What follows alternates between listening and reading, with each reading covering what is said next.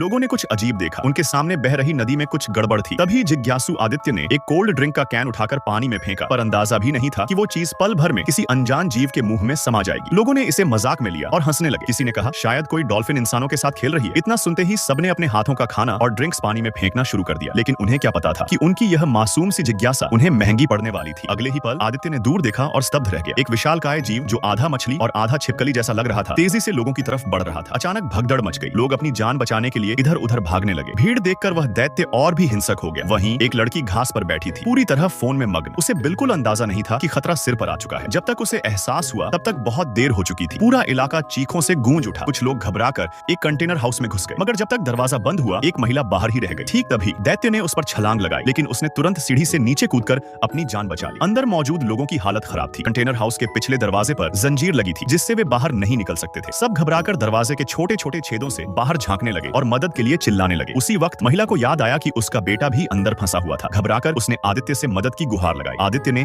एक विदेशी मित्र की मदद से दरवाजे की जंजीर तोड़ी और अंदर फंसे लोगों को बाहर निकाला। फिर विदेशी दोस्त ने हिम्मत जुटाकर जमीन से एक भारी टाइल उठाई और दैत्य पर फेंकी, लेकिन उस पर कोई असर नहीं हुआ। इसके बाद आदित्य और उसके दोस्त ने मिलकर एक बड़ा पत्थर उठाया और जानवर पर दे मारा। इस बार दैत्य को चोट लगी और वह गुस्से में उनकी ओर दौड़ पड़ा। आदित्य फुर्ती से कार के नीचे घुस गया, लेकिन उसका दोस्त इतना खुशकिस्मत नहीं था। दैत्य ने उसे अपने पैरों तले कुचल दिया। आदित्य ने दोस्त को बचाने के लिए पूरी ताकत लगा दी और फिर से पत्थर उठाकर दैत्य पर फेंका। इस बार उसने उसके पूंछ पर वार किया। दैत्य दर्द से चीख उठा और अब पूरा गुस्सा आदित्य पर निकालने के लिए दौड़ पड़ा। भागते भागते आदित्य ने अपनी बेटी का हाथ पकड़ा और भागने लगा, लेकिन अफरा तफरी में वे गिर गए। जब वह उठा और हाथ पकड़कर दौड़ा तो उसे एहसास हुआ कि जिसे वह अपनी बेटी समझकर खींच रहा था वह किसी और की बेटी थी। यह देखकर उसके होश उड़ गए। उसने देखा कि उसकी बेटी उस दैत्य के पंजों में थी। फिर एक छलांग में वह दैत्य नदी में कूद पड़ा और उसे लेकर पानी के अंदर गायब हो गया। आदित्य जमीन पर घुटनों के बल गिर पड़ा, लेकिन अब कुछ नहीं किया जा सकता था। इसी बीच सरकार ने पूरे इलाके को सील कर दिया। शाम होते ही सेना ने कमान संभाल ली और नदी के चारों ओर घेरा बना दिया। रात को पीड़ित परिवारों ने एक जगह इकट्ठा होकर अपने खोए हुए लोगों के लिए शोक मनाया। आदित्य की बेटी की तस्वीर देखकर